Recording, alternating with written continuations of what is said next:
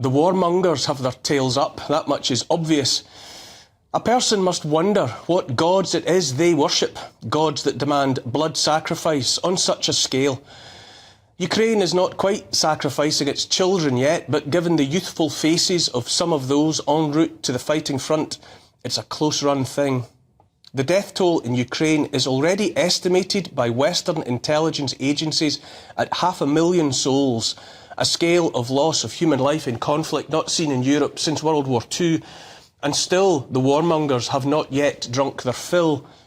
In the United States Congress last week, in the House of the American people, on sacred ground, if you will, members were on their feet to celebrate their decision to send another $60-odd billion to that charnel house. 500,000 human beings cold in the clay, $60 billion. We've learned to bandy these numbers around, like we understand them, like we can meaningfully visualise them. It would take a person 6 days of non-stop counting, day and night, to reach 500,000. To count as high as 1 billion would take a person 32 years. In this way, are we losing touch with meaning, including the meaning and, more importantly, the value of every human life? There in Congress, in that place sacred to patriots, elected representatives waved Ukrainian flags, a tide of blue and yellow, to show how pleased they were with their cash cow, a gift that keeps on giving. New Jersey Representative Bill Pascrell Jr. wore a flag as a cape around his shoulders. To describe that flag waving as a breach of protocol in that place is to put it mildly. Viewed from the outside, it looked like mockery of all that's decent. They were so happy, those elected representatives, and for reasons that make sense to warmongers, those reasons being dollars and cents. Just like the hundreds of billions of dollars already laundered through the tortured turf of Ukraine, the bulk of the latest unimaginable sum will end up where it began, in the US. What goes around comes around, all the way back to the bank accounts of the component parts of the intelligence military complex. The same is true of the pounds and euros and the rest of the currencies flowing like water through that benighted place, made to look like it's defending democracy, when in truth it has only ever been about enriching those who peddle and promote war for a living. Those sums leave those countries via the front door and return via the back door.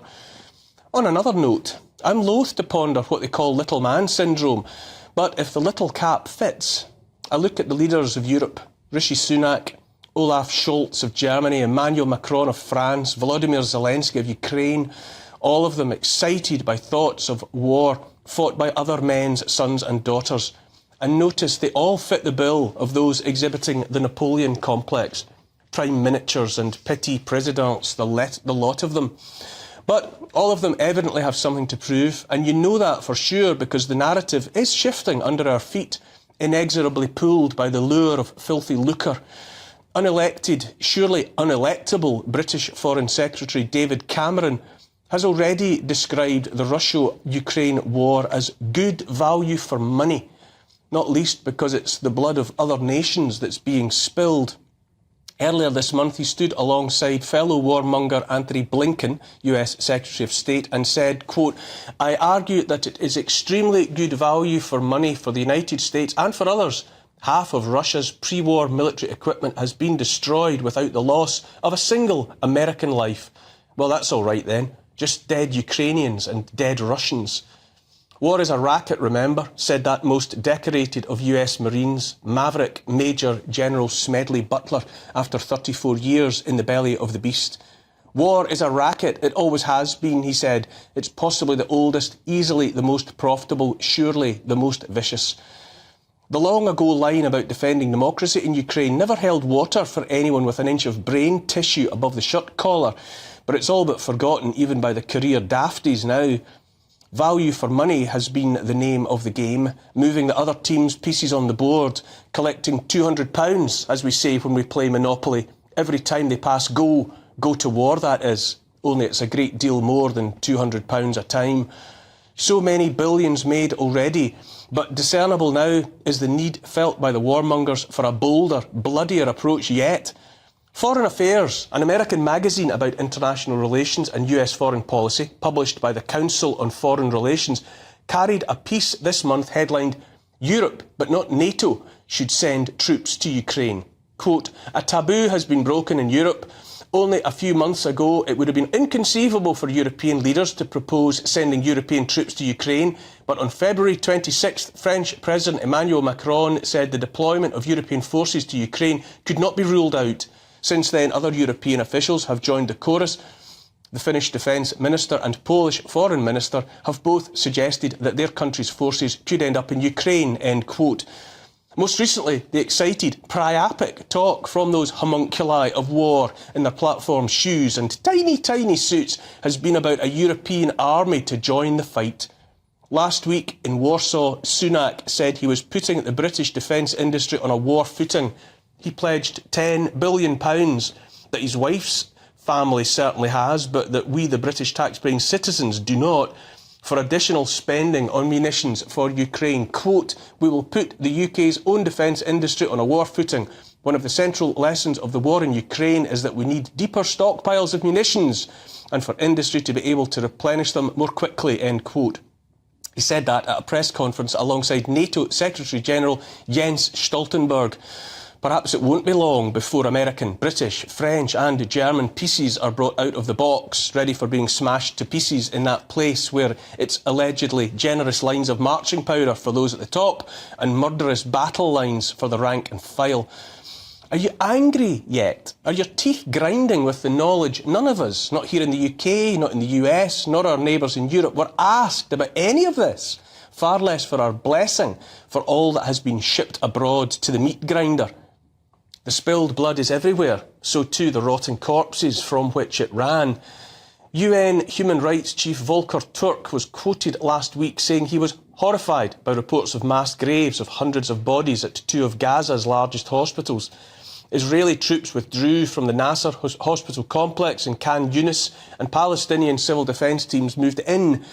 The report I read said 310 bodies had been exhumed. Quote, we feel the need to raise the alarm because clearly there have been multiple bodies discovered, said Ravina Shamdasani, spokesperson for the UN High Commissioner for Human Rights. She said the bodies were buried deep, covered over with waste, that among the dead were old people, women, those with wounds, some stripped and with their hands bound behind their backs. Everyone is blaming everyone else for the horror, but the dead are the dead. War's a racket, the oldest, the most profitable and most vicious, and there's no sign of its spread abating. Iran and Israel have been swapping ordnance, each backed by nuclear powers. Are you angry yet? Do you remember asking for any of this? It's no wonder silence is descending all over, questions and dissent throttled by one so-called government after another.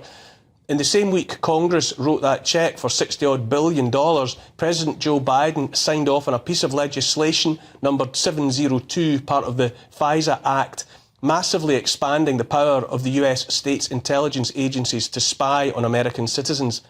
Biden also made plain his intention to deny 170 million of his fellow Americans access to TikTok videos, awarding his administration the right to ban the app in the US unless its Chinese owner ByteDance agrees to sell it to a US corporate.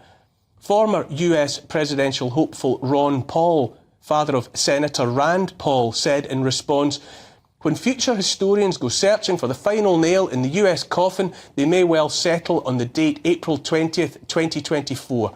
On that day, Congress passed legislation to fund 2.5 wars, hand what's left of our privacy over to the CIA, the NSA, and give the US President the power to shut down whatever part of the internet he disagrees with.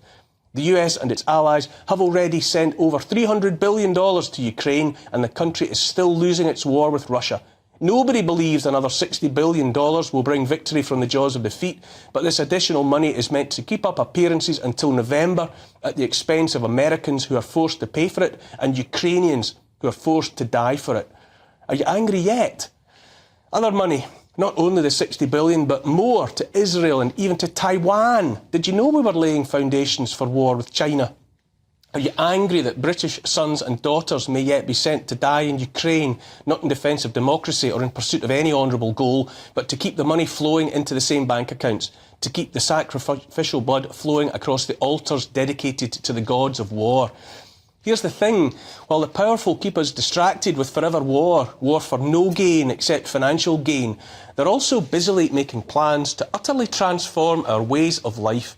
The World Health Organization last week appeared to water down its own proposed changes to its pandemic treaty, but if experience has taught us anything, it's that it's not what they say that matters, it's what they actually do, what they actually intend. I say let's watch. Whether we have homes to call our own, what we can eat, whether we can travel, and whether we can ever again hold our own money in our own hands and decide how to spend it, how crops are grown, how and if we can heat our houses. The warmongers are making war, make no mistake, and the real enemy they have in their sights is us and our ways of life. They want to reduce carbon.